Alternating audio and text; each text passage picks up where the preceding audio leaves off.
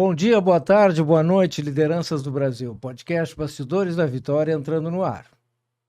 Hoje vamos falar sobre arte, técnica, espaços, edifícios, cidades, paisagens, firmitas, utilitas, venustas, ou seja, ideias com estabilidade construtiva, comodidade, beleza e estética. Eu sou Sérgio Zimmermann, arquiteto e consultor. Olá, me chamo Martina Rodrigues, sou advogada e consultora. Nosso convidado de hoje é arquiteto, com MBA em Gestão Empresarial para Arquitetos pela Fundação Getúlio Vargas, sócio-diretor da Pedro Grabel e Bonini Arquitetura, ex-presidente da Associação Brasileira dos Escritórios de Arquitetura, com diversos projetos realizados no Brasil e no exterior. Bem-vindo ao programa, arquiteto Pedro Gabriel. Muito obrigado. Pedro, eu queria começar te perguntando, né, como arquiteto, né, quando olhas assim para a cidade de Porto Alegre, né, é mais inspiração ou preocupação? Olha, depende um pouco, vamos dizer, de qual é a perspectiva, né, que a gente quer analisar a cidade, né? Eu acho assim que Porto Alegre tem coisas muito positivas, né? Tipo assim, vamos dizer, normalmente o pessoal que vem de fora e que conversa com a gente, e mesmo essas empresas todas que a gente trabalha, das incorporadoras, quem morou fora, quem é de fora, é muito comum um executivo vir passar um período aqui, né? O pessoal acaba gostando muito da cidade, né? Em termos assim de qualidade de vida, né? Ainda se tem, por incrível que pareça, né, uma qualidade de vida em Porto Alegre, apesar que muita gente desconheça até, muito boa, muito diferenciada comparada com outras capitais, né? Então, eu acho assim que existe esse aspecto, por exemplo, assim, que é bem relevante, assim, que é uma opinião de quem não é daqui, porque às vezes a gente aqui está viciado, está acostumado para o bem ou para o mal, né? Mas esse pessoal que vem de fora acha muito assim essa questão, por exemplo, de tu tá perto dos locais, que é um problema seríssimo nas grandes cidades, né? Vamos dizer, a qualidade de vida de muita gente, por exemplo, que almoça em casa, né? Que é um negócio que tu fala, o pessoal de São Paulo e Rio até acha engraçado isso, né? Vamos dizer, aqui se tu quiser, tu pode almoçar em casa, porque as coisas são mais ou menos perto, né? A cidade, ela está começando também a fazer uma mescla das atividades, que é uma coisa, por exemplo, que era uma luta antiga, por exemplo, assim, do pessoal que trabalhava com urbanismo, né? Tu não ter zonas só comerciais na cidade, ou zonas só residenciais, tu poder mesclar esses usos, né? Hoje o plano diretor, por exemplo, ele tem alguns incentivos, alguns mecanismos, por exemplo, que antigamente, por exemplo, eu me lembro que tu separava completamente. Olha, o índice aqui é residencial, comercial pode fazer metade, ou vice-versa. Hoje praticamente não existe mais isso, né? Então está havendo um incentivo assim desse mix, vamos dizer assim, nos bairros, para que as pessoas também dependam menos de carro, né? Apesar que a cidade ainda é uma cidade pequena, né? Tu não é tão dependente de carro como essas grandes metrópoles, mas se tu puder, por exemplo, não depender do automóvel para fazer uma série de coisas, eu acho que isso é uma grande vantagem que Porto Alegre ainda oferece. Por exemplo, até 20 anos eu morei do bairro Moinhos de Vento. Depois, vida profissional, me mudei com meus pais, tal, saí do Moinhos de Vento, tanto para moradia, assim como para escritório, né? E agora fazem 3 anos que eu voltei para o Moinhos de Vento, tá? E é impressionante, assim, a facilidade de tu morar no Moinhos de Vento, de tu trabalhar no Moinhos de Vento, que é o meu caso, pela questão toda da mobilidade, né? Vamos dizer assim, tu quer algum serviço, tem serviço, o bairro oferece serviços, tu tem parte de alimentação, tanto para o horário do meio-dia quanto o horário final da tarde, vamos dizer assim, para relacionamento com o cliente, vamos dizer assim, uma coisa muito positiva, né?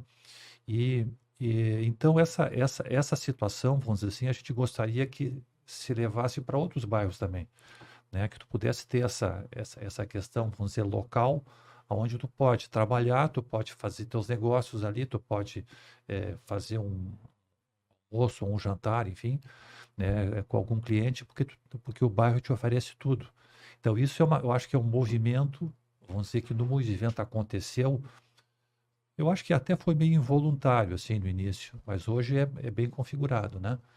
E, e que está sendo levado para outros bairros, assim. A gente tinha antigamente, por exemplo, assim, eu me lembro, tu mandava conceituar, por exemplo, onde é que existe uma vida de bairro em Porto Alegre.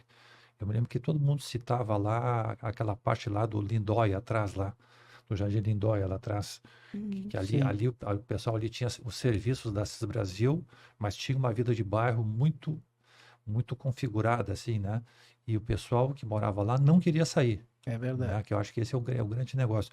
Menino Deus também tem essa característica, né? Talvez o Menino Deus tenha sido a origem, assim, de um bairro residencial, né? Exatamente.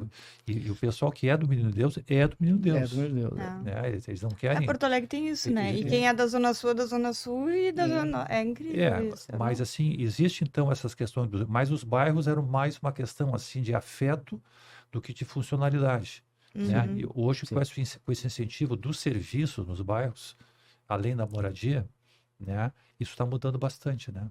Entendi. Tá? E está configurando bem assim, de uma maneira bem perceptível, né? Essa questão da vida de bairro, né? E a tua visão, assim, de como é que tá o equilíbrio entre a preservação dos prédios históricos com o planejamento para o futuro? Olha, eu sou um pouco suspeito para falar disso aí, porque eu trabalho dos dois lados, na verdade, né? Vamos dizer, eu ocupo do meu escritório, que é na Praça Maurício Cardoso, eu ocupo um prédio histórico, né? Porque, vamos dizer, o meu bisavô, em 1935, ele fez 12 casas ali em volta da Praça Maurício Cardoso, porque era muito comum. Teu tio não tinha um escritório ali? Sim, eu tenho o meu escritório hoje é ao lado do escritório do meu tio, são duas casas geminadas. Tá. Isso, ele teve muito tempo escritório ali. Na verdade, é o seguinte, a família, tanto eles quanto os meus pais, nós moramos lá um período, depois saímos, né, cada um foi para um lado para morar, para moradia. Ele voltou para fazer o escritório lá e ficou nos últimos anos todo o tempo lá. E eu retornei agora fazem 3 anos. E então essas casas que foram construídas pelo meu bisavô, que foi quem fez também a cervejaria Continental ali na Cristóvão Colombo, que era a cervejaria Bopp originalmente, mais ou menos na mesma data. E a cervejaria Bopp Irmãos, que é a origem daquela construção que está lá preservada hoje, que é o Shopping Total, foi meu bisavô e os irmãos contrataram o Theo Widerspan na época, né? E o Theo Widerspan fez na época a cervejaria Bopp, fez os Correios e Telégrafos, fez aquela área lá do Mário Quintana, né? Então, e essas casas da Praça Maurício Cardoso, que são preservadas hoje, o material dessas casas, as ferragens, as esquadrias, as janelas, elas foram importadas da Alemanha na época da cervejaria, veio tudo junto. Nossa. Então foi feita a cervejaria Bopp Irmãos, ali na Cristóvão, né? Que depois, mais adiante, com uma associação com a Sácer e a Ritter, virou cervejaria Continental. A gente tem na chaminé escrito, e até lá hoje, Continental, né? E foram feitas essas casas todas. Aí era um derivativo do meu bisavô para locação, porque em 1930, 1940, não era muito comum as famílias fazerem casas de moradia. Era muito comum alugarem. Né? Então, ele fez isso visando uma derivação do negócio dele, que não era imóveis, o negócio dele era cervejaria, né? Visando locação. E daí a família foi crescendo, foram casando, cada um ganhou uma casa. Que maravilha. Então, o meu tio ali ganhou a casa número 61, que foi o escritório dele, o escritório do Pedro Simes, né? Eu fui estagiário lá. Foi estagiário, eu também fui. Tu também? Também estagiei lá. Logo que eu entrei na faculdade, 78, 79 e 80. Estagiei com ele lá. E ele É que ganhou eu aquela entrei na casa. faculdade antes de ti. Ah, não, eu sou bem mais moço, né?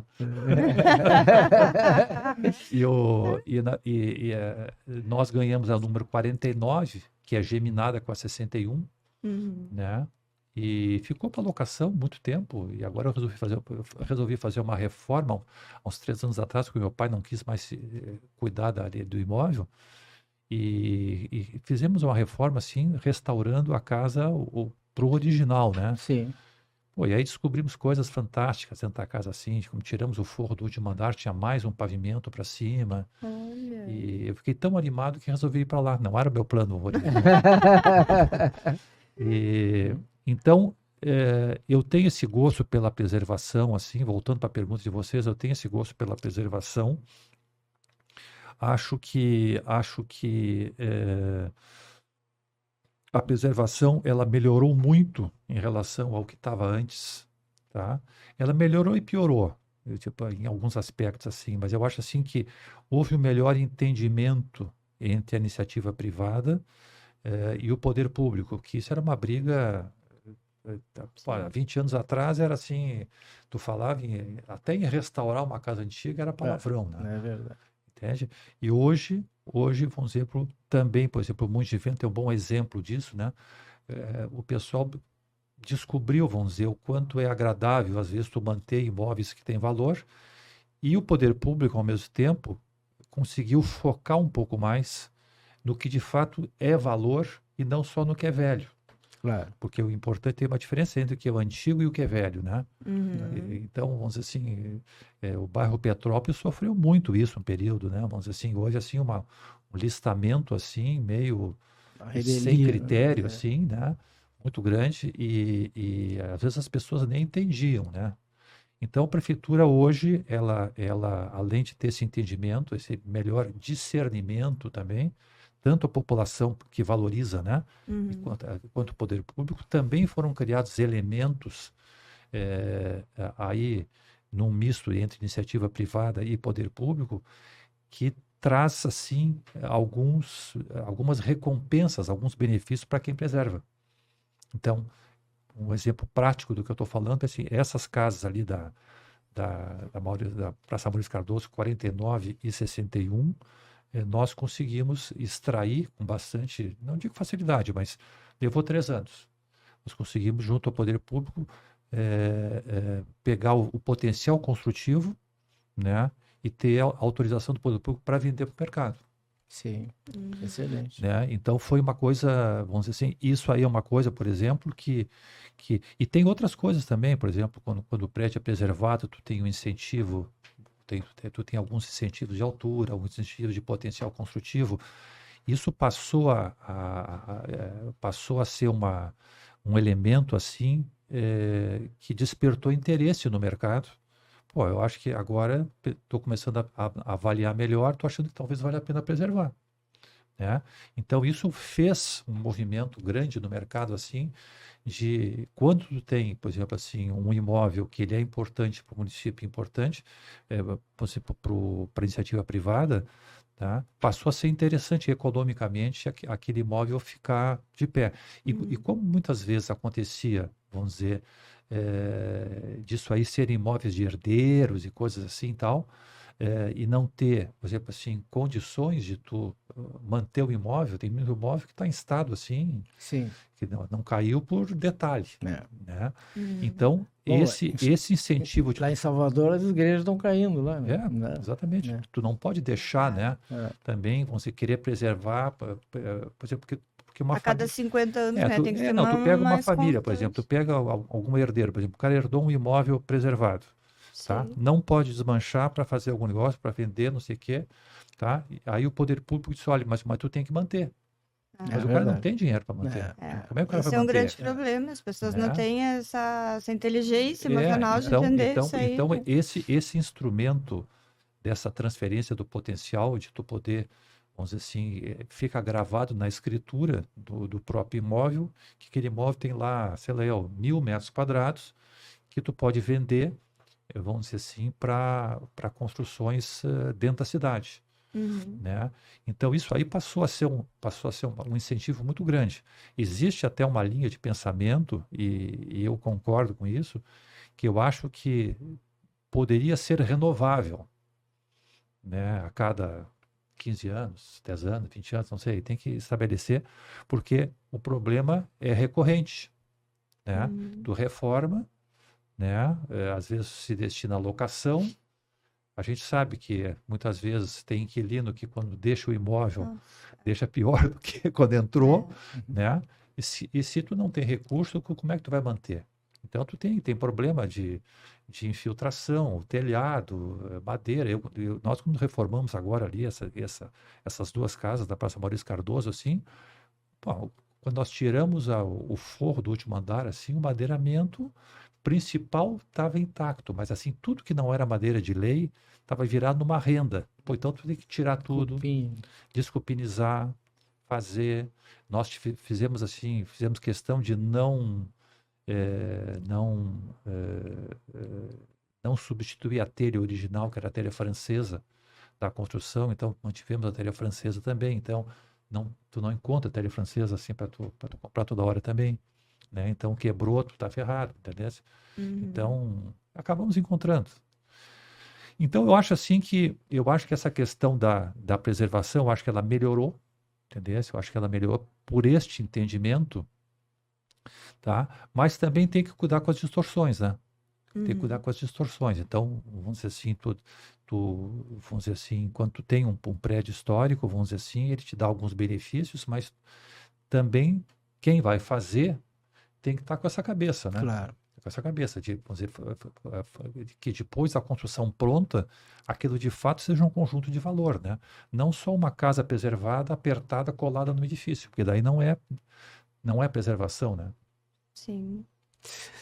Pedro, o desenvolvimento tecnológico, né, as mudanças climáticas, a pressão por sustentabilidade, né? O que mudou na tua forma de trabalhar nesses últimos anos, assim, nesses temas, assim? Olha, eu me lembro que quando esse assunto da sustentabilidade começou a circular aí nos congressos e tudo mais e tal, todo mundo comentava, por exemplo, assim, que existe uma diferença muito grande de quem é o teu cliente, entendeu? Então, por exemplo, assim, hoje o cliente, por exemplo, ele é interessante que é tudo um processo cultural, né? Social, de evolução, né? Hoje, por exemplo, o cliente que compra um imóvel, ele está observando muito mais os aspectos, por exemplo, assim, primeiro de projeto, que é uma coisa que, quando nós nos formamos, Sérgio, eu me lembro de um arquiteto famoso que já faleceu, ele dizia que ele era contratado para fazer a fachada da frente dos prédios. As outras não precisavam. Era só a fachada da frente, né? Quer dizer, então, tu vê como isso aí mudou, né? Então, foi mudando, né? Foi mudando. Então, hoje o usuário final, que é o comprador, ele observa, né? Por exemplo, divisão de planta, dimensão de cômodos, né? Como é que é a ventilação e iluminação, né? Dos ambientes, não? Sim. E está muito preocupado também com as contas de condomínio, com os valores a serem pagos mais adiante, aonde entra as questões de sustentabilidade, né? Então, por exemplo, hoje, e nesse aspecto, vamos dizer assim, também houve uma movimentação da iniciativa privada e do poder público, que hoje tu tem um certificado de sustentabilidade, né? Aonde se tu atingir lá, tu preenche vários, tipo de um checklist, Sim. né? E se tu preencher todos os itens, tem um certificado diamante, que se chama, que te dá 20% a mais no gabarito de altura. Como são itens assim, que estão meio que caindo de maduro, né? Tipo Sim. assim, botar placa fotovoltaica, que são aquelas placas para produzir energia, Reaproveitamento reutilização da das águas, né? Por exemplo, para você ter uma ideia, até se o prédio tem gradil ou não, é item. É item também de pontuação. Então, tu escolhe ali, tu tem que atingir naquele grid ali uma determinada pontuação naqueles itens ali. Então, tu escolhe aquilo ali, se tu atender aquilo ali, tu recebe o certificado, né? Recebendo o certificado, vamos dizer assim, tu tem esse incentivo do poder público, né, a tu criar esses elementos de sustentabilidade. Então, eu acho que isso aí juntou, né? Claro que isso aí não foi uma coisa que nasceu sozinha do poder público, né? Foi uma iniciativa conjunta, né? Iniciativa privada e poder público, mas houve também um entendimento muito importante do poder público que tem que incentivar um pouco também, né? Porque as coisas têm que dar resultado, né? Então isso foi eu acho que uma iniciativa excelente, né? Sobre todos os aspectos, porque o comprador, né, valoriza, né? Então, tipo, meu prédio, a luz condominial, por exemplo, eu moro num prédio, eu me mudei também há pouco tempo, que nós, quer dizer, a gente pretende que a luz, toda a conta de luz do condomínio seja produzida por essa pequena usina solar que tem no último andar, tá? Ainda não conseguimos, porque é uma tecnologia um pouco nova, né? Sim. Então, tem que ver como é que entra, distribui, sobra, vai, soma, não sei o quê. Mas é uma coisa que eu acho maravilhosa. Quer dizer, o condomínio tem problema de ar-condicionado ligado, esquece a academia, os prédios que tem esses fitness e coisas da vida, esquece o ar-condicionado ligado. Acaba apagado as luzes do prédio para não gastar luz. Garagem de noite, né? Piscina térmica quando tem sauna. Pô, se tu conseguir produzir naturalmente, né, todos esses itens aí, é uma vantagem enorme. É verdade. Né? Então acaba sendo uma vantagem muito grande para todo mundo. Então eu acho assim que é um caminho sem volta. É um caminho sem volta, vamos dizer, quanto mais os prédios foram autossustentáveis, assim, né? Autônomos, assim, no sentido, assim, de diminuir o que se chama de a pegada ecológica, aquela famosa, né? Mais vantagem vai ser, né? E vantagem para todos, isso é a grande vantagem, né? Porque é vantagem para o incorporador, que faz o prédio com essas características, vamos dizer assim, o comprador vai escolher aquela empresa porque o prédio tem aquelas coisas, a prefeitura facilitou, né, a tramitação também em função desses itens. Então eu acho que nós estamos num bom caminho. Que legal. Mas enquanto tu toma uma aguinha, eu vou mandar um abraço especial para nossa audiência, para o Ricardo de Fortaleza, para o Jerônimo de Arco Verde, para a Eloá aqui de Passo Fundo, para a Vitória de Canoas. Aproveito também para informar que o nosso e-book Winston Churchill, o líder incomparável, volume 1 da série Personalidades Vitoriosas, já está lançado e você pode adquiri-lo através do site da Amazon. Eu aproveito para os agradecimentos aos nossos parceiros, SBS Engenharia Limitada, solidez que inspira confiança, grandes obras, grandes realizações. Facas Dom Cássio Selaimen, facas com alma, use com orgulho e guarde por gerações. Fundasolos, marca com passado, presente e futuro.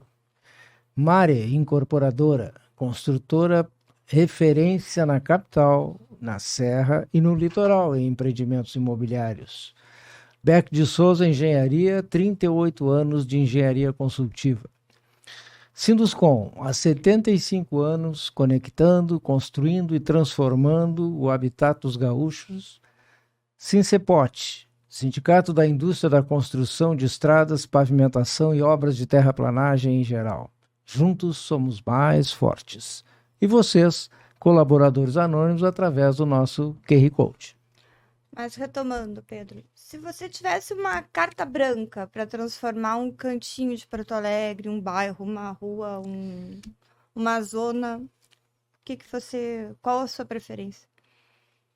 Tu te refere assim à localização ou Um canto assim, vamos supor que teve um concurso.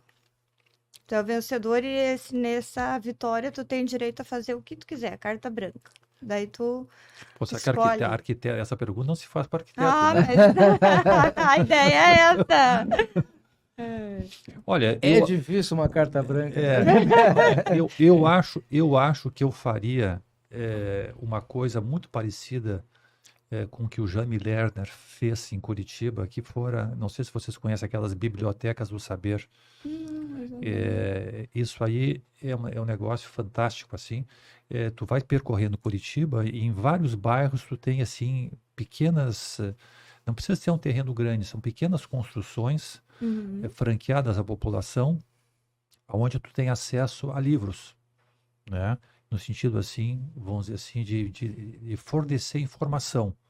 Isso eu sei que está se transformando, está se informatizando também, né? É muito grande. Então, eu acho que isso aí, eu acho que esse tipo de iniciativa, vamos dizer assim, onde o poder público poderia fornecer instrumentos para a iniciativa privada fazer uma contrapartida e executar esse tipo de coisa, lá é impressionante, assim, tu pensa, bom, mas isso aí, quem é que vai numa pequena biblioteca pegar livros? E tá sempre cheio.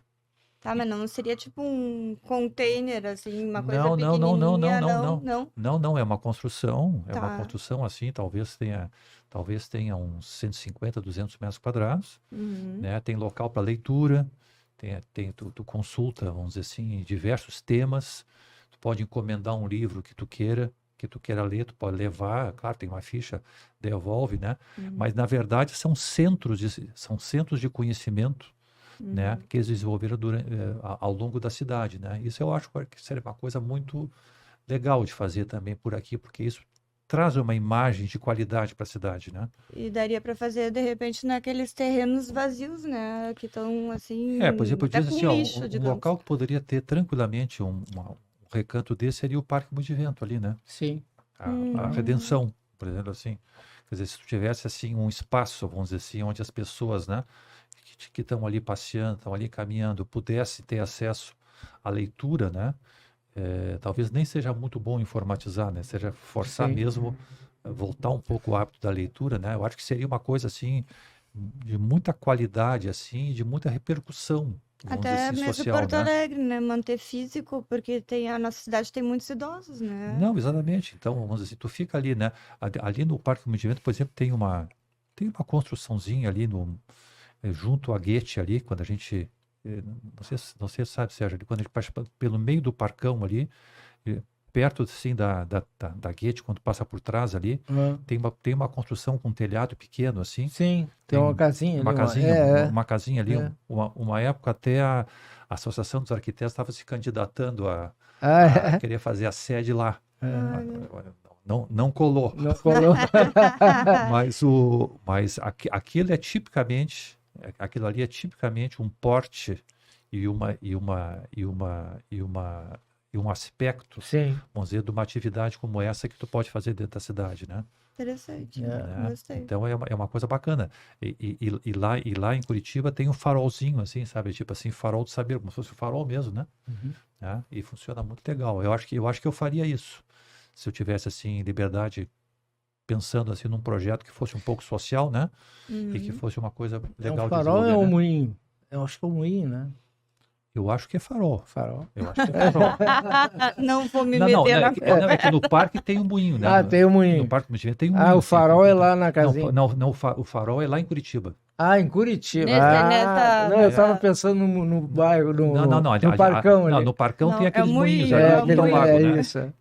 Tem essa construção Que é do daí outro mais, lado. mais perto da Goethe, que eu falei que Isso. sei, talvez mas lá em Curitiba é farol do... Interessante, Farol do olha aí, saber. ó. A não sei que eu Quem esteja sabe trocando o um nome, vereador aí de mas é Porto isso. Alegre ia ter um Mas eu acho que poder, é uma coisa bacana, né? porque, por exemplo, assim, claro que tem que ter, por exemplo, teve uma época, não sei quem é que trouxe, uma ideia de ter livros nas paradas de ônibus, né? Vocês Isso. lembram disso? Eu me lembro dessa. Né? Mas, Até tinha umas geladeiras depois, né? exatamente.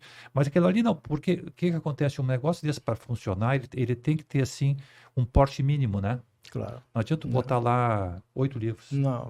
entendeu? Assim, então não. tu tem que ter algumas bibliotecas, tem que ter uma pessoa que oriente, É verdade. né? Interessante. Dentro disso, né?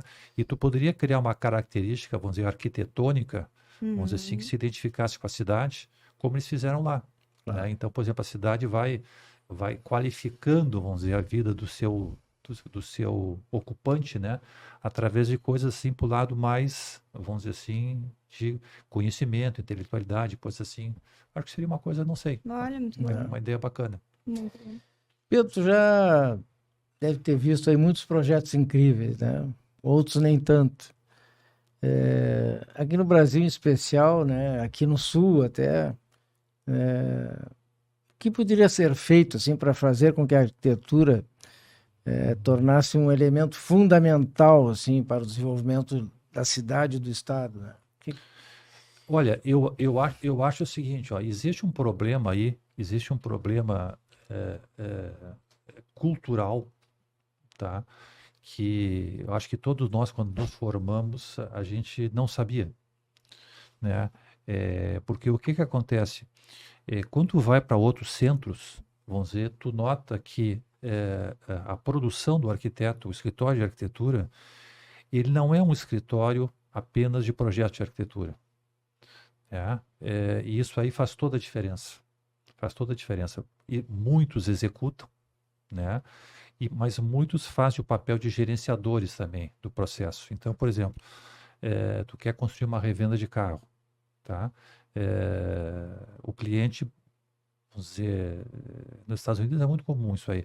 O cliente busca o escritório de arquitetura e quem vai definir, quem vai construir é o escritório de arquitetura. Ele faz o projeto, ele contrata, a construtora contrata todos os projetos complementares que se chama, que é ar-condicionado, elétrico, hidráulico, essas coisas todas, fica responsável por todo aquele processo, né? Isso tem a grande diferença em relação ao nosso mercado mais conhecido aqui, que é o controle do projeto. É um gerenciamento. É o gerenciamento e o controle do projeto, né? Então, quando tu fica restrito a fazer apenas o projeto de arquitetura, né, como é assim a grande maioria dos casos que a gente tem no Brasil, né, tu fica, na verdade, sem um controle do processo de construção, né? E aí, vamos dizer, tu cai em várias armadilhas do processo, que não é culpa de ninguém, né? Mas tu cai em várias armadilhas do processo que são problema dos prazos, do fornecedor, daquele material que não tem mais, porque, claro, isso não está na tua mão a consulta e nem a especificação, né? Quer dizer, a especificação está, vamos dizer assim, mas a compra do fornecedor, a negociação não está na mão do arquiteto, né? Então,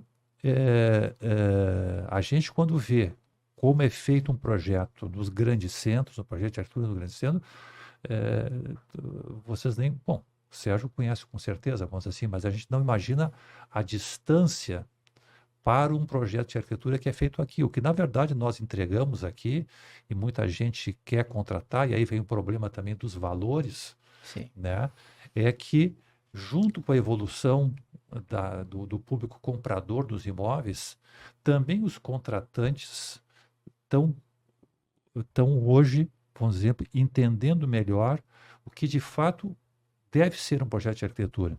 Sim. Porque quando nós nos formamos, Sérgio, chamava-se projeto de arquitetura o projeto que é aprovado na prefeitura. É isso aí.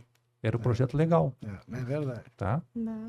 E depois era bem comum, por incrível que se pareça, tu vai contar isso hoje, ninguém acredita, mas não faz tanto tempo assim. Não. O arquiteto aprovava na prefeitura e se desligava do processo. Eu até vou te contar uma história. Certa feita, um arquiteto lá de Rosário, um advogado lá de Rosário, fazendeiro, me contratou para fazer a casa dele na cidade. Então, fui a Rosário e tal, analisei terreno, dei uma olhada lá na redondeza, barará, e fizemos o projeto para ele, né? Levou lá uns 3 meses, sei lá. Eu tinha uma sócia na época, que era de Rosário, então foi lá e entregou o projeto para o cara, aprovado na prefeitura, tudo bonitinho, barará, com detalhamento, com tudo muito bem. Aí passou uns 8 meses e o cidadão nos convidou para o churrasco de inauguração da obra. Era outro projeto. Isso é comum. Será que esse aqui é aquele? Será que eu peguei e não tinha GPS na época? Será que eu básico, O que acontece? Lá na fronteira eles têm aquelas manias de fazer aqueles, como é? Puxadinho. O telhado não aparece, sobe a parede, Ah, sabe? sim, Né? sim. Tudo, Aham. né? E vamos dizer, o tchan do projeto era o movimento de telhado. Só que o cara chegou lá, botou no papel, disse, pô, mas se eu fizer esse telhado, eu vou gastar mais não sei quanto. Pum, tirou. Eu cheguei lá, a casa era um caixão, né? Tipo, É. mas isso aqui foi eu que projetei. É incrível. Ai, ai. Mas tudo isso é uma questão cultural, vamos dizer, de não saber direito o que faz o arquiteto, né? E os arquitetos também, por sua vez, olhando pelo outro lado, olhando para o lado de quem contrata, não fazem, vamos dizer assim, muitas vezes um projeto, por exemplo, que se chama executivo. Sim. Entende? Então, eu acho que existe aí um problema da cultura geral. A arquitetura no nosso meio ela é relativamente recente, por incrível que pareça. Então, Até porque o Brasil tem uma inversão, né? A engenharia veio antes da arquitetura. veio antes, né? o que acontece normalmente, por exemplo, eu em 1994, 94 a 2000, eu fiz uma parceria com os escritórios americanos e não foi nenhum mérito meu fazer essa parceria. Na verdade, eu peguei uma carona de um colega do Rio de Janeiro que representava os escritórios de arquitetura e que precisava de uma representação para o sul do Brasil. Então, nós fizemos essa parceria e eu tive a oportunidade de viajar muito nesse período, vendo os projetos. Bom, a gente vendo os projetos, o que eles chamam de projeto lá e o que a gente fazia aqui, entende? Então é uma coisa assim, é uma distância assim absurda, né? Então eu acho que no final é um processo de todos, né? É um processo de todos. Eu acho assim que a arquitetura lá fora tu gasta 3 anos projetando, 2 anos fazendo um projeto, né? Quando o projeto está todo detalhado, está todo pronto, orçado, fechado, é que começa a obra. Aqui é exatamente o contrário, tá? Quer dizer, eu dei o exemplo hoje não é mais como era, mas era isso, né? Aprovava na prefeitura e iniciava a obra.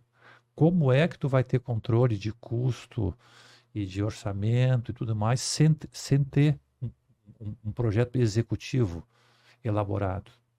Sem saber o cruzamento das atividades, se não tem duto de ar-condicionado pegando em viga, se não tem pilar fora de parede.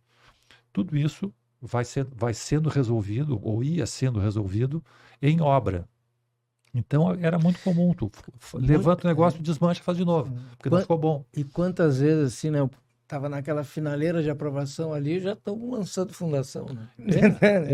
Então, bom, e aí existem os problemas todos legais e tudo mais, né?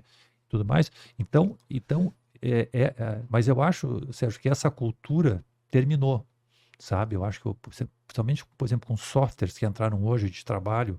Sim. E que os próprios contratantes pediram para os arquitetos, os escritórios de arquitetura utilizarem, que é essa tecnologia do BIM, né, do BIM que se chama, né? E aí tem várias marcas de softwares, vamos dizer assim, que tem essa tecnologia. Esse programa, ele é uma transição, para ter uma ideia assim, né? Quando nós nos formamos, não tinha computador, né? Não, era mesa, canetinha, standard march. Aquelas standard march que tu passava a língua para te... o nanquim estava seco, né? A 01 aqui era no inferno. Para desenhar. Vou ter que dar uma pesquisada no Google para ver o que vocês estão falando. Mas você que é arquiteto vai nos entender. Mas eu me lembro que o meu primeiro estágio, que foi com meu tio, quando eu entrei no escritório, eles me deram assim, uma lapiseira, uma calculadora e uma régua de escala. São 3 coisas que tu não usa mais hoje, né? É verdade. Né? A escala tu usa, claro, para ter como uma referência, mas praticamente tu não desenha mais com grafite, né? As calculadoras estão nos computadores ou estão nos telefones, né? E a escala é um elemento assim que o próprio programa já coloca em escala, né? As coisas todas. Mas a gente começou a trabalhar assim, né? Depois houve a transição para o computador, né? Que era o AutoCAD. Então, aquele cara no escritório de arquitetura, existia o desenhista, que desenhava em grafite sobre papel manteiga, e depois existia o desenhista copista, que é o cara que botava um papel vegetal sobre o desenho do papel manteiga e só copiava com nanquim, tá? Deus. Esse era o desenhista copista. É verdade. Então, a primeira coisa que aconteceu quando entrou a informática nos escritórios, e eu acho que isso aí foi quando? 1990. Mais Não ou está menos. muito longe. É. Né? Eu me lembro que o máximo da informatização na época era quando surgiu o fax. Eu fiz muito projeto para a Incol, que é aquela incorporadora, uma das maiores do Brasil, né, que quebrou.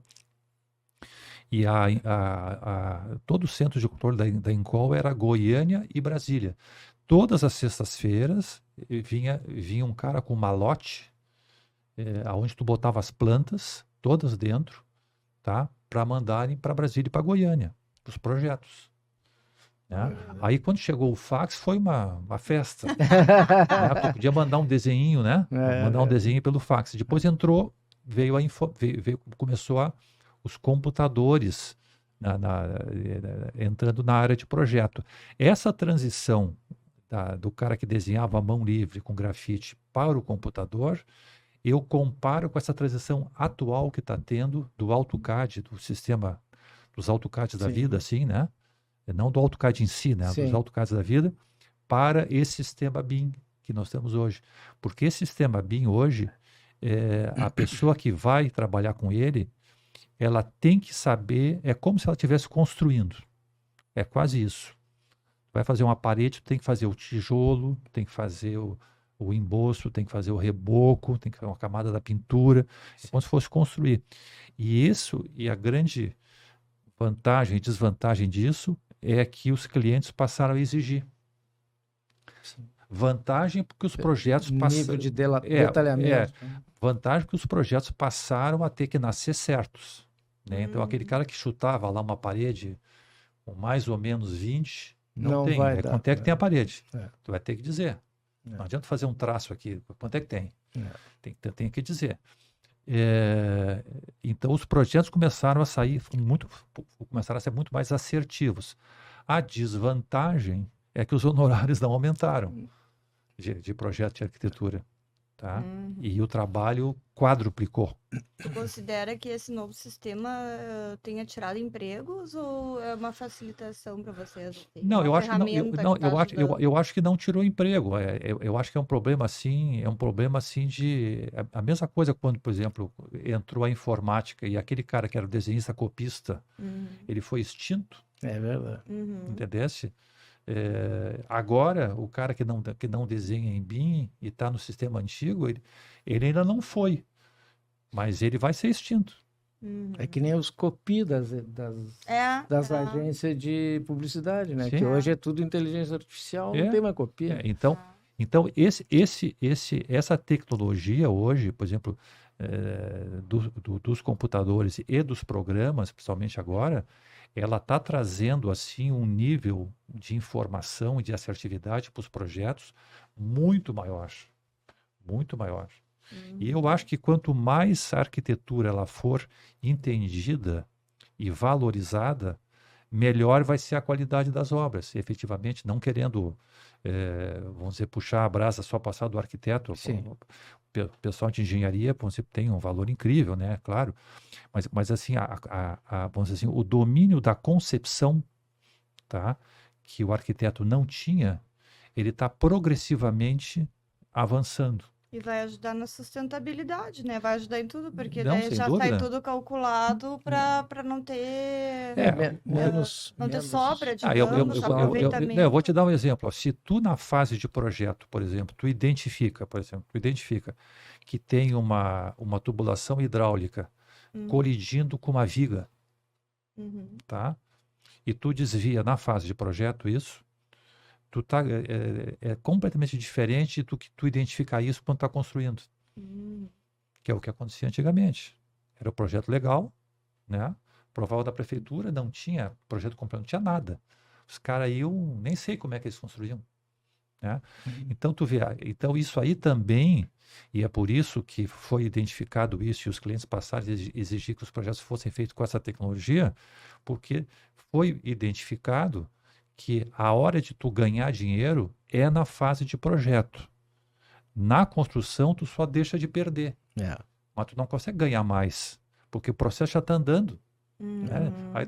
Aí tu já vendeu, aí tu já te comprometeu com prazo. O negócio tem que acontecer. Claro. Né? Então não dá mais para ficar pensando muito, tem que tocar a obra. E a hora de tocar a obra, na verdade, é como é na Europa, nos Estados Unidos, nesses países assim, mais ou menos, é o seguinte, é depois do projeto concluído. Né? Nós não estamos nesse ponto ainda. A gente não conseguiu ainda fechar um projeto, tá, para que a obra comece. Mas comparado com o passado, que os caras começavam só com um projeto legal, houve um avanço enorme. Claro. Então isso é tudo cultural, é um processo cultural, né? É o comprador hoje do imóvel, o cliente particular que faz a casa exigindo um projeto, exigindo enxergar soluções antes de construir, né? Então tudo isso vai aumentando, vamos dizer assim, o aprofundamento do projeto de arquitetura, que na verdade é o projeto mãe de todos os projetos. Né? É quem deve estar de olho, vamos dizer assim, na hidráulica, no ar-condicionado, projetos em geral, é o projeto de arquitetura. E dos teus projetos, assim, qual assim um que tu possa referir e todos os enfrentamentos assim nesse ao curso, né, desse projeto? Tu sabe que eu costumo citar, porque a gente é difícil tu citar um projeto, né? Porque a gente pode parecer que os outros não são importantes. Né? Na verdade, todos os projetos são importantes, quer ser pelo que tu aprendeu, quer seja vamos dizer, por uma relação com o cliente e por uma série de coisas.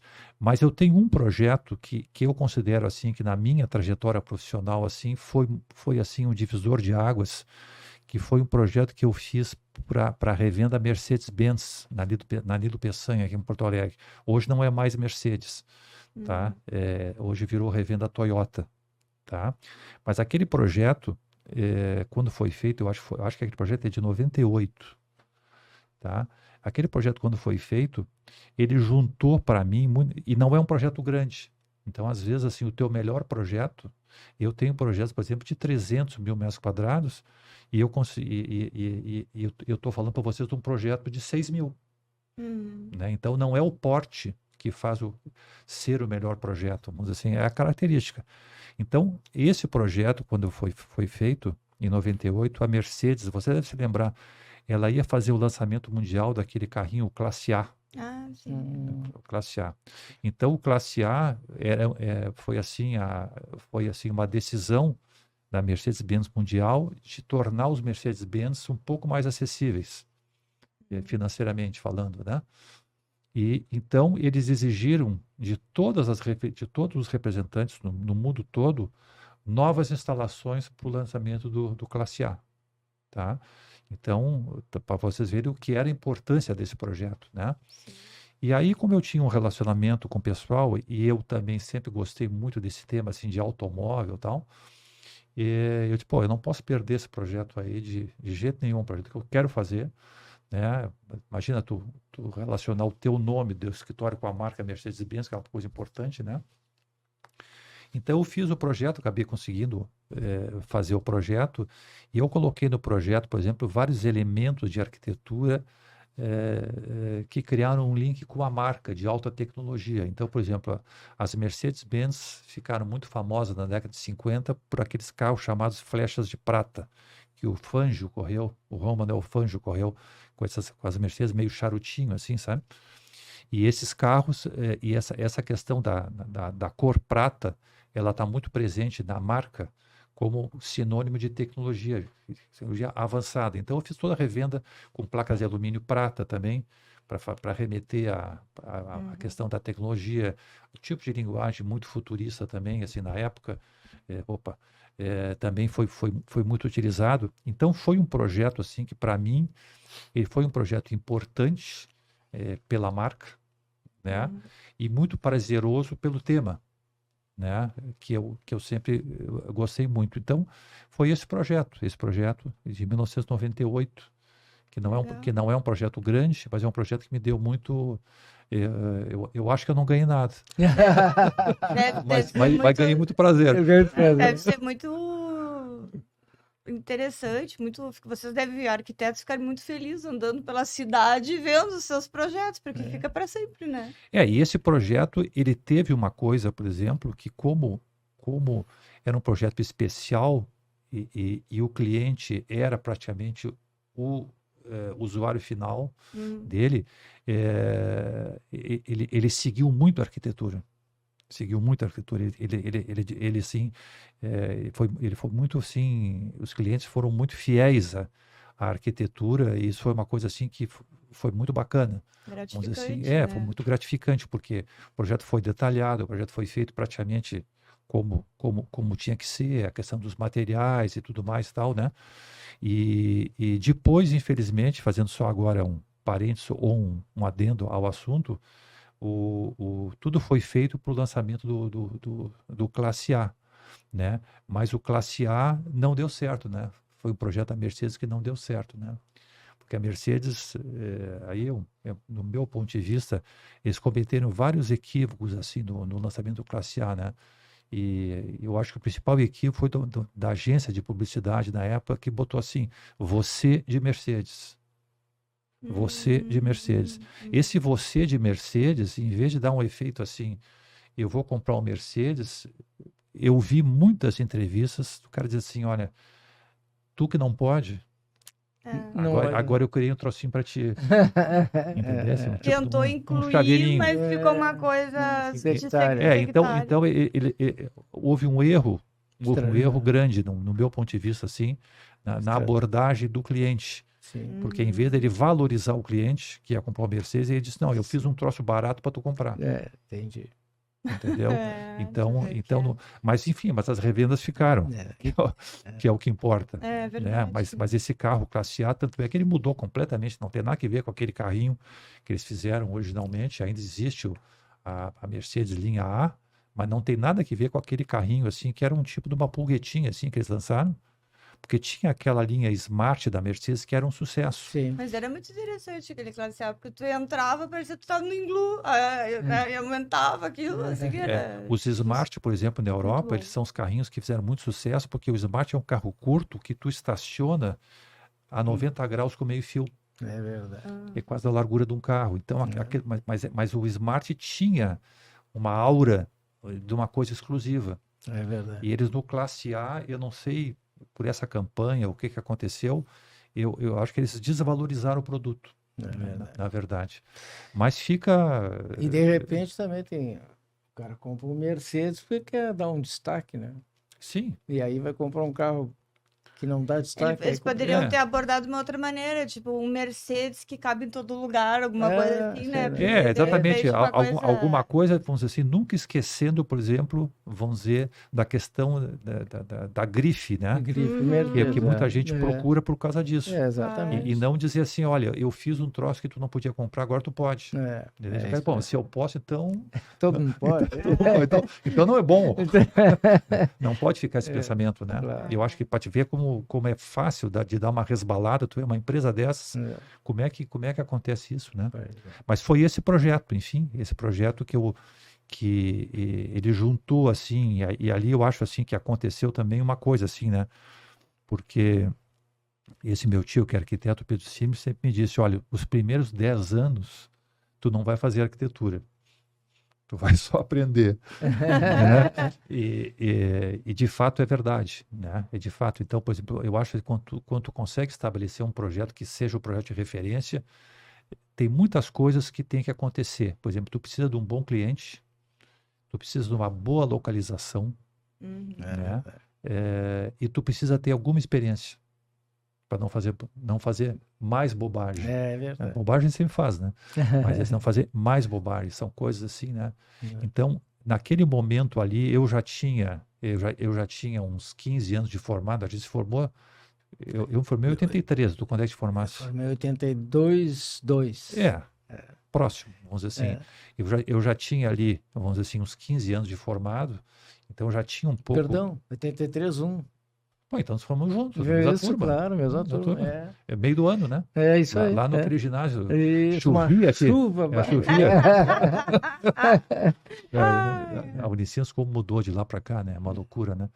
Mas assim, eu já tinha alguma experiência, né? Então, uma localização de ampla visibilidade e um cliente super importante, né? Então, essas três coisas, assim, elas foram, assim, bem decisivas, assim, para o projeto aparecer muito, né? E aquele projeto, na época, foi considerado o melhor projeto da Mercedes do Brasil, dessas revendas novas que surgiram em função do lançamento do carro, né? Pedro, falando um pouquinho agora, vamos dizer assim, de uma essência criativa, né? Vamos dizer, essa vibe meio europeia, né? Misturada com esse jeitão gaúcho, assim, né? Essa nossa cultura aqui do Rio Grande do Sul, né? Tem alguma influência, assim, nos teus projetos? Olha, eu tenho uma referência, tipo de um benchmark, assim, em termos dos meus projetos, que é um cara chamado Renzo Piano. Tá? Se tu pudesse perguntar assim, ó, quem é que tu gostaria de ser O Renzo. em termos de arquitetura, tá? Eu gostaria de ser o Renzo Piano. Porque a principal característica desse cara, e ele é italiano, né? E a principal característica desse cara é que os projetos deles são diferentes dependendo do local onde eles são feitos. Ele não tem ao estilo daquele outro arquiteto conhecido, Frank Gehry, tá? Que praticamente o projeto é o mesmo, seja feito no meio do deserto de Dubai, ou seja feito no Champs-Élysées de Paris ali. Sim. É o mesmo projeto. Certo. Entendeu? Claro que não é o mesmo, né? Sim.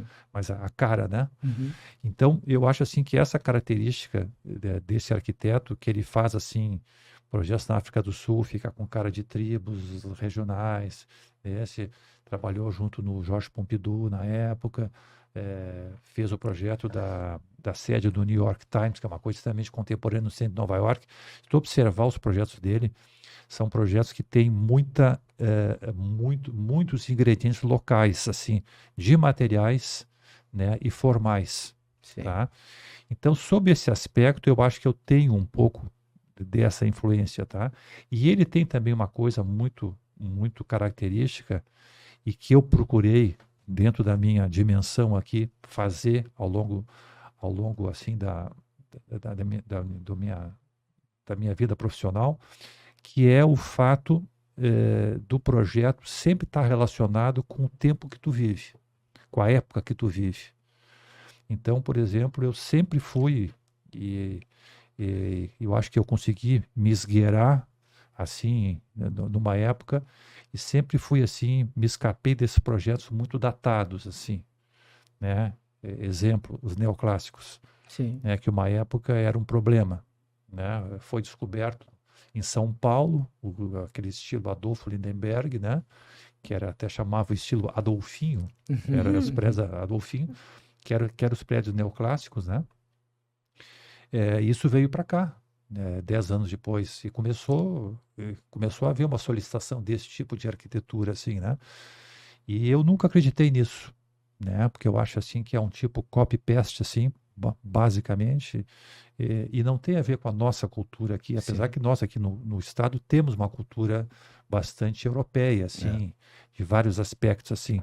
Mas essa cultura europeia, ela não precisa trazer uma arquitetura de uma época diferente, eu acho. Eu acho que tu pode fazer uma arquitetura contemporânea, que é o que a gente tenta fazer, né, lá no escritório, com essas características regionais, muito, muito assim, agregadas ao projeto, mas escapando do projeto, ser projetos que caem em modismos, assim, né? Então, aí tem diversos exemplos que tu pode dar, né? Estilo inglês, estilo mediterrâneo, tem o neoclássico, daí se mistura com o espanhol, esse tipo de coisa assim. Então, eu acho assim que eu tenho apesar dessa influência, vamos dizer assim, europeia no sentido assim de estilo, talvez, eu também me identifico muito, como eu faço prédio, com algumas coisas da arquitetura americana, tá? E estilo Richard Meier, assim, tá? Que é um cara que faz prédios todos brancos, normalmente. Os prédios são todos claros. E aí tem uma coisa, por exemplo, que eu acho assim que eu gosto muito, que é, por exemplo, assim, eu uso muito na arquitetura, e o Renzo Piano também usa muito na arquitetura dele, que é assim, ó, tu não carregar de materiais e de cores a parte externa do projeto, que são as fachadas, principalmente assim, a parte formal. Porque quando tu coloca muitos elementos e muitas formas e muitas cores, tu distrai o observador e ele perde a capacidade de observar a forma do projeto. Isso tu pode estender para interiores também, né? Então eu acho assim que essa questão toda, por exemplo assim, eu misturaria esses dois arquitetos que aparentemente são muito diferentes, mas têm muitas coisas em comum, né? Essa questão, por exemplo, vamos dizer assim, do Renzo Piano, de que o projeto ele tem que ser adequado ao local que está. Por exemplo, uma casa de serra não devia ser igual a uma casa de fazenda, por exemplo. Estamos dando um exemplo. Acho interessante isso. Deveriam, Ele faz a leitura do local, né? deveriam ter características diferentes. Sim. Por exemplo, assim, uma casa de praia, por exemplo, tá? Não deve ser igual uma casa de cidade. E é hoje. Se tu vai na maior parte dos condomínios, eu nunca me esqueço de uma coisa que esse meu tio disse uma vez e que eu nunca esqueci. Ele disse, olha, o fulano me procurou para fazer uma casa de praia e não uma casa na praia. Interessante. Que é a grande diferença, É verdade. né? Uma Então, e hoje em dia isso aí se perdeu completamente, tem uma distorção completa. Tu vai nesses condomínios, tu vê assim, casas com lustres de cristal pendurados no meio da sala, pisos brilhantes, né? Aquelas coisas todas, quando na verdade esse não é o espírito da praia. Esse não é o espírito. O espírito da praia é um espírito de despojamento, né? Um espírito de Sim. despojamento. E não, vamos dizer assim, um espírito assim da coisa enfeitada, né? Rebuscada, que Sim. acabou virando, né? Eu já ia te perguntar uma coisa mais ou menos nesse sentido. As tendências, né? Por exemplo, espaços verdes, o uso da inteligência artificial, dá para conciliar de forma harmônica com todos os tipos de arquitetura? Não, eu vou te dizer o seguinte, a questão do verde, né? A questão do verde, tu nem pode não considerar hoje, né? Porque assim como a arquitetura ela começou a ser melhor entendida ao longo dos anos, o projeto de paisagismo, né? A mesma coisa, né? Antigamente o paisagista, quando entrava no projeto, era lá no final, né? Hoje, tu quando vai fazer um projeto, a questão da valorização do verde na fachada, a presença de floreiras ou não, tipo de planta, a questão de usar espécies mais nativas, né? Ou não no projeto, hoje tem uma importância muito grande. Então, tem sim que conciliar, tem sim que conciliar nos projetos. A questão da inteligência artificial, eu te confesso que eu não sei onde vai dar. Não, porque eu já vi vários exemplos, né? Eu já vi vários exemplos assim de tu descrever um imóvel desejado, né? E aparecer ali alguma coisa, né? Mas assim, eu acho bem complexo isso aí, assim, eu te confesso que eu não estou com uma opinião pronta, porque como a gente trabalha, por exemplo, como arquiteto, a gente trabalha no sentido de interpretar profundamente o que o cliente quer, né? Quer dizer, tu tem que ser um bom ouvinte, né? E interpretar o desejo de uma família, dos filhos, as tias e as sogras que vêm junto, tudo na reunião, todo mundo dá opinião, tu vai tentar entender como é que funciona aquela família. Parece um pouco estranho tu tratar o assunto do briefing sem profundidade, né? Parece assim que a tendência é ser um projeto assim meio ao acaso, né? Mas como está evoluindo muito, não vamos ser nós aqui que vamos dizer que está mal, né? mas eu acho assim que é difícil tu fazer um projeto de arquitetura sem tu conversar com as pessoas, né? Eu acho bem difícil, assim, né? É muito, muito complicado, né? Vamos dizer assim, o bom projeto é que tu conseguir projetar como se tu tivesse a cabeça do dono. Claro. Então, por exemplo, tu me encomenda uma casa. É quase que uma uma análise psiquiátrica, assim, É, entrar.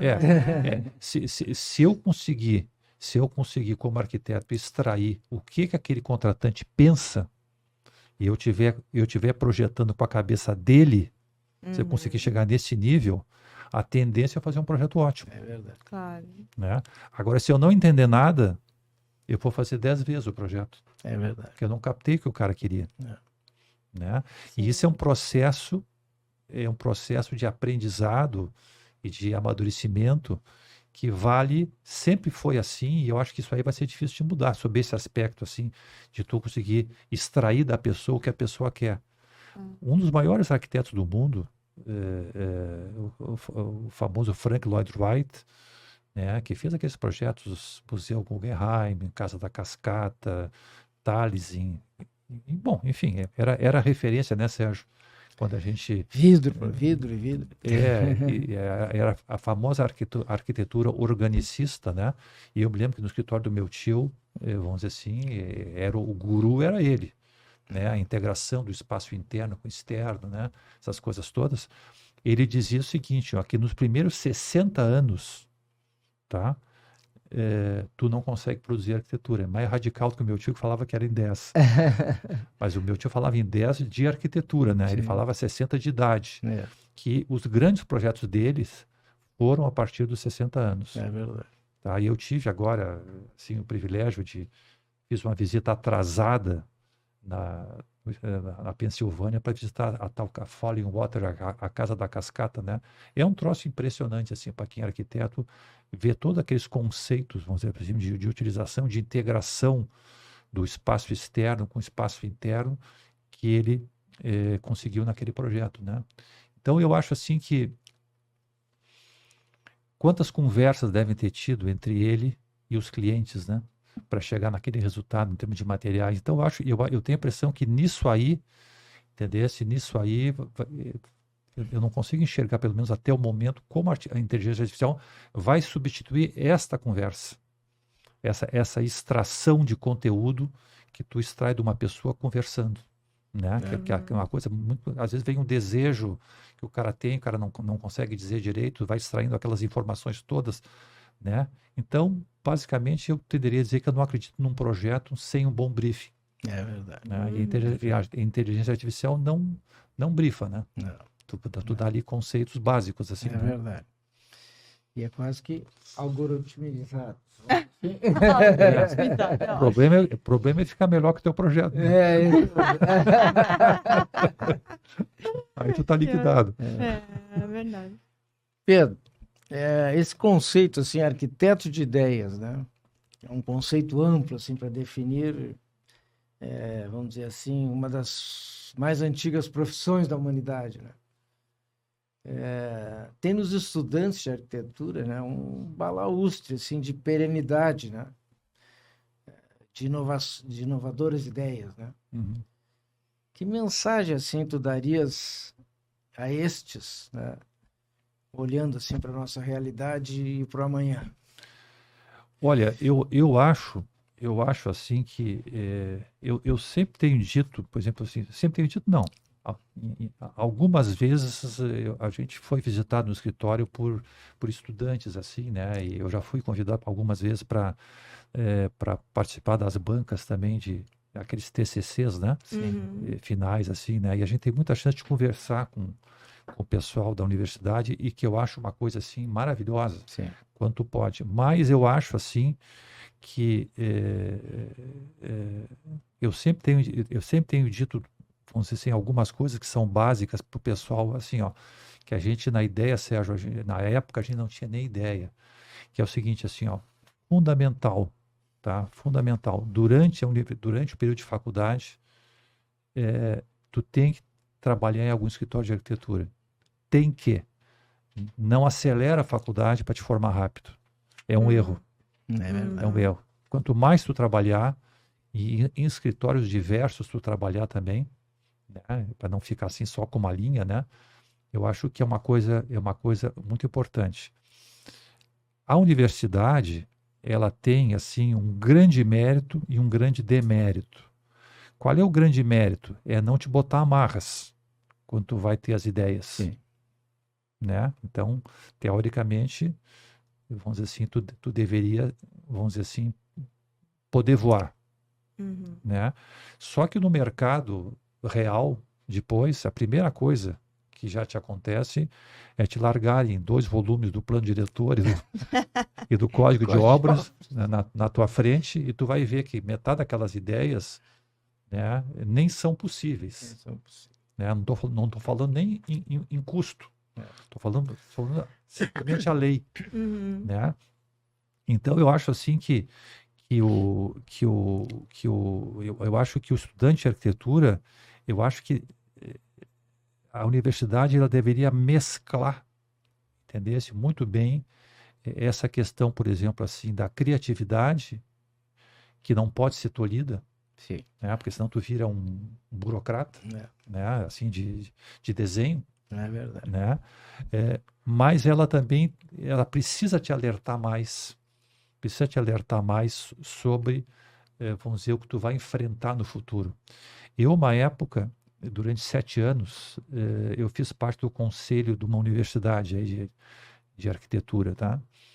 E vocês têm noção de que nos primeiros 5 anos, nos primeiros 5 anos de formado, só 10% continuaram na arquitetura?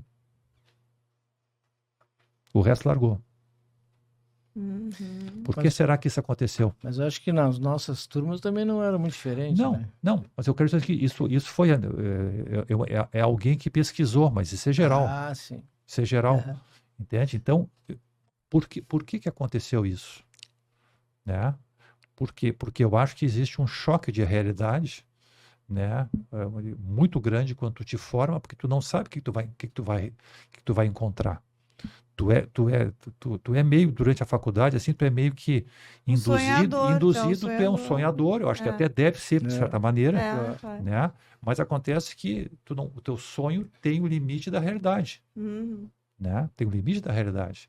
Então, eu acho que essa coisa, ela é super importante, vamos dizer assim, que seja entendido, né? Pelo menos que se leve ao conhecimento de quem está começando a criar uma série de coisas, que, olha, existe isso aqui, mas existe uma coisa chamada mercado. Existe o mercado de cliente particular, existe o mercado de cliente corporativo, tem vários tipos. E a outra coisa que eu acho que é fundamental, tá? E que a gente não tinha, Sérgio, nenhuma ideia, tá? É saber o seguinte: tu tem que estar aonde está o mercado. Ah, é verdade. Isso Tá? é verdade. Então esse eu acho que é o maior ensinamento que tu pode dar. Isso aí não vale só para arquitetura, mas para arquitetura vale muito, posso te garantir. Ah. Então, é o seguinte: bom, eu quero fazer arquitetura, tá? Uhum. Aonde é o maior mercado de arquitetura do Brasil? Uhum. Claro, vai pra lá. Tu tem que Segue falar. o dinheiro. Agora tu quer fazer um negócio aonde não tem mercado? É verdade. Tu não vai fazer, ou tu não vai ser valorizado. Entendesse? Uhum. Entende? Porque a gente aprende ao longo da trajetória profissional também o seguinte, ó: a arquitetura, como qualquer outra coisa, ela tem que também ser um negócio. Não adianta tu ficar só delirando, entendesse? Porque tu tem lá conta para pagar, tu tem equipe para manter, tu tem que comprar programa, tu tem que comprar máquinas, né? Então, tu tem que ter uma noção gerencial. Nesse aspecto, esse curso, por exemplo, que eu fiz de 2 anos na Fundação Getúlio Vargas, que era assim, a gestão, vamos dizer, técnica de projetos, né? Gestão profissional, ele tentou dar assim, noções muito boas. Ele só não foi melhor porque os mentores, os professores, não sabiam da arquitetura. Eles sabiam, assim, por exemplo, gerenciamento de projeto. Sim. Tá? Mas o projeto na cabeça deles não é o projeto na cabeça do arquiteto. É o projeto como meta. Sim. Como objetivo. Vou perfurar um poço de petróleo. Isso é um projeto. Claro. Tá? Mas na cabeça do arquiteto, o projeto é o projeto de arquitetura. É outra coisa. É um Entende? processo criativo Então, diferente. se os professores soubessem como funcionava o mercado de arquitetura, teria sido sensacional. Foi bom, entendeu? Mas ficou devendo nesse aspecto. Mas foi uma tentativa de levar um pouco para os arquitetos essa questão da gestão de negócio, né? Quer dizer, a arquitetura ela tem que ter criatividade, tem que ter inovação, tem que ter identificação com o meio que tu vive, mas tu tem que ser viável economicamente. Então nós criamos lá uma época um modelo até de o cara que sai da faculdade, qual é o custo mínimo para tu ter um escritório? Tu vai ter que alugar uma sala, quanto é que custa? Pagar o condomínio, um estagiário, pelo menos, um cara para te ajudar. Computador. Um cara para te ajudar, É, né? Um computador, um programa, é né? verdade. Tu vai ter que ter um formato de trabalho que vai ser uma pessoa jurídica, isso demanda um custo de um contador. É. Então, nós fizemos uma conta ali, o pessoal se apavorou, mas era o mínimo. Entendeu? Então, se tu já não sabe isso, né? A faculdade tinha que te dar essa informação. Isso tinha que ser dado no primeiro semestre da faculdade. Isso tinha que ser dado junto da faculdade. Porque é a forma que tu vai poder atuar. Claro, tem outras formas maravilhosas de atuar também. Tu pode trabalhar, por exemplo, tu pode ir para a universidade dar aula. Vamos assim, estou falando mais ou menos assim, estou falando assim, a questão de ter um escritório de arquitetura para fazer projetos, assim, que é o que eu faço. Né? Mas então essas informações todas, a universidade tinha que te dar, além de só mandar tu voar. Né? E aí eu queria agregar uma coisinha. Na verdade, vai se afunilando, né? Vai se afunilando. Por quê? Na minha modesta opinião, né? Existe um processo criativo que fica sendo desenvolvido em nós, nas cadeiras e tal, né? Então é necessário que nós, que somos estudantes ali dentro daquele troço, tenhamos uma capacidade de equilíbrio emocional muito grande. Porque senão tu sai de giro, né? Quantos colegas nossos saíram de giro, né? Não, é o problema de tu lidar com a rejeição, né? Com a rejeição, quer dizer, tu passou um fim de semana, entendeu? Você dando sangue numa ideia. Sim. Tá? Aí tu apresenta e o cara acha que é um lixo. E rabisca tudo, hein? Tu te atira do viaduto, né? Então tu vai aprendendo, né? Cuidado com o que fala. Tu vai aprendendo, tu vai aprendendo ao longo do tempo, por exemplo, que não entrar em pânico, nem entrar em depressão quando não gostam da ideia que o gênio fez. É verdade. Né? É isso aí. Isso a gente não está preparado para isso. É isso não aí. está preparado. E aí tu tem que ir aprendendo. Olha, não é assim. De repente tu não captasse o que o cara queria direito, não ouvisse direito, te apressasse em fazer. Mas enfim, tem que lidar com essa rejeição, que é um negócio meio normal. Agora, eu acho que de tudo, tá? O mais importante é tu te localizar aonde existe mercado. Tá? Não inventar de fazer um negócio aonde o mercado não existe. Claro. Ou o mercado... Vou te dar um exemplo assim, por exemplo, assim, o mercado de São Paulo, tá? O mercado de São Paulo é um mercado, por exemplo, que tu pode multiplicar qualquer coisa de Porto Alegre por 10, mais ou menos. Sim. Então, em São Paulo, se tu tiver um atrito profissional com qualquer cara, tu vai estar te atritando com 5% do mercado, tá? Aqui no Rio Grande do Sul é com 50%. Entendeu? Porque é 10 vezes menos. É verdade. 10 vezes menor, né? Aliás. Entende? Então são coisas... E essas questões profissionais acontecem. Claro. Né? Se tu está no mercado muito pequeno, entendeu? Se tu depende muito... Tá todo mundo em cima dos mesmos clientes. Claro. Entendeu? São poucos clientes. E esse cara vai jogar... Que é o que nós faríamos também, a oportunidade. Olha, está todo mundo querendo fazer para mim, pô, eu vou agora, vou negociar os valores. E consegue negociar. Claro. Né? Então, essa coisa eu sempre digo, né? E às vezes que eu tive a oportunidade de falar com o pessoal da universidade, eu sempre digo, olha, vocês têm que pensem o seguinte, ó, tem mercado de arquitetura aqui no Rio Grande do Sul? Tem. Para quantos? Quanto é? Onde é que tem? Curitiba, como é que é? Rio, como é que é? São Paulo, como é que é? Estamos falando em termos de Brasil, né? Claro. Não vamos também sonhar que o cara consiga sair do Brasil. Alguns conseguiram, né? Sim. Né?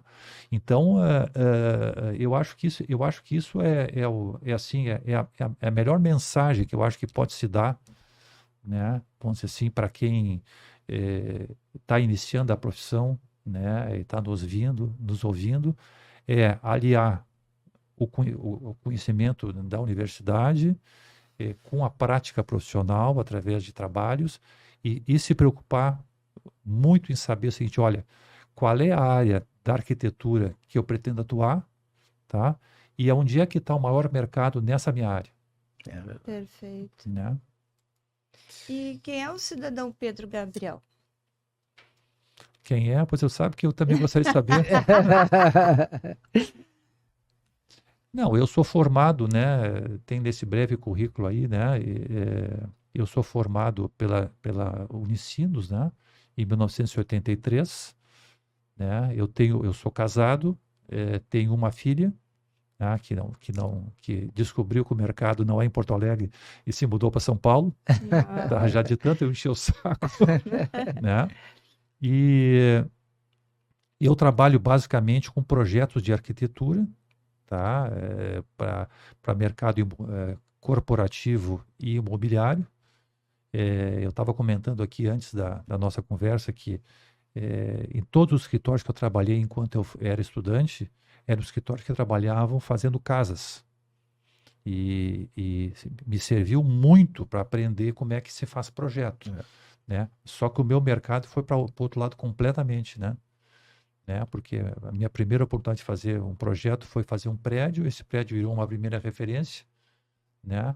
E a partir dali surgiram projetos nessa linha, né? Então eu não fiz praticamente nenhum projeto de casa na minha carreira. Mas é isso, basicamente, eu trabalho full time no meu escritório, eu tenho, desde 2012, eu tenho um sócio que é o Marcelo Bonini, aí a razão do nome Pedro Gabriel Bonini, que é um arquiteto que trabalhou comigo, entrou no meu escritório como estagiário, né? Se formou no escritório, né? E está há 30 anos comigo. Olha Né? só. E a partir de 2012, em função assim da qualificação dele e da ajuda da ajuda de qualidade que ele trouxe para o escritório, eu convidei ele para ser sócio, né? E aí foi que o escritório deixou de ser Pedro Gabriel Arquitetos e passou a ser Pedro Gabriel e Bonini Arquitetura. Então a gente trabalha muito nesse mercado, focado nesse mercado, tá? E é uma época, por exemplo, nós chegamos a abrir escritório em Florianópolis, assim, em função de uns clientes que nos contrataram, mas acabou não desenvolvendo porque a incorporadora fechou. Nossa. Tá? E é isso, basicamente. Eu não sei se tem Tá alguma ótimo. coisa mais pessoal que tu gostaria de saber, não? Tranquilo. Pedro, a gente queria deixar aqui um profundo agradecimento a tua disponibilidade de estar conosco aqui gravando esse podcast. Espero que aí nossos teleouvintes tenham gostado. Eu me sinto realizado porque é o primeiro podcast que nós gravamos sobre arquitetura, né? Mais de 100 que ainda não tinha acontecido. Mais de 100, isso não tinha acontecido ainda. Ainda mais sendo um colega de formatura aí, foi Claro. meu colega de faculdade. Claro que ele é a estrela da Ele é turma, top né? of the top, né? Não, nada disso. Isso aí. E a gente tem muita ligação com a arquitetura, é impossível não tê-lo, né? Depois de né? 30 anos, ou não, que 30 Não, anos, 40, 40 nos anos, encontramos na festa dos 40, nos né? 40, É. 40 anos de formatura, olha só. Olha, Então, experiência, tudo. Nessa festa de formatura é impressionante, assim, a festa dos 30 anos, eu acho que foi a mais impressionante, assim, porque aí realmente fazia 30 anos que a gente não se via, porque a festa dos 40 já fazia só 10. Mas já tinham né? vários prédios de É. Porto Alegre por ali, né? Mas na festa dos 30, algumas pessoas, mesmo com crachá, não se a gente não se reconheceu, né? Ai, meu Deus. Não, é impressionante. Tem gente que mudou muito, né? E tem gente que não mudou nada. É uma coisa engraçada isso aí, né? Não, e tem O também, Sérgio está igual. tem uns assim que são a gente se via mais seguido, Eles né? Claro. se repaginaram, Mas tem uns os aqui- arquitetos se fizeram retrofit. Exatamente. É Fizeram verdade. retrofit neles, ninguém se É conheceu. verdade, mas é impressionante isso aí mesmo. E agora na festa dos 40 já claro, tu viu o pessoal na festa dos 30, alguns se encontram. Existe sempre um líder, né? Nós temos um líder lá que está sempre agitando, né? E por isso que a gente se encontra.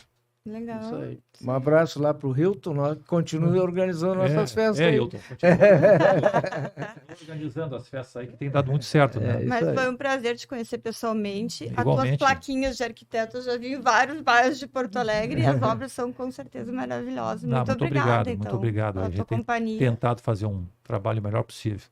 E Tudo você bem. que Eu que ficou agradeço até aí. esse momento, né? Uhum. A companhia do nosso grande arquiteto aqui de Porto Alegre, você já sabe, toda segunda-feira um episódio novo com as nossas estrelas aqui locais e nacionais já. Toda segunda às 20 horas. Muito obrigada. Podcast Bastidores da Vitória, semanalmente trazendo convidados com as mais diversas especialidades e experiências, preocupados com a cidadania e com os destinos do Brasil. Vitória Consultoria, inovando pela liberdade. Bom dia, boa tarde, boa noite e até semana que vem, Lideranças do Brasil.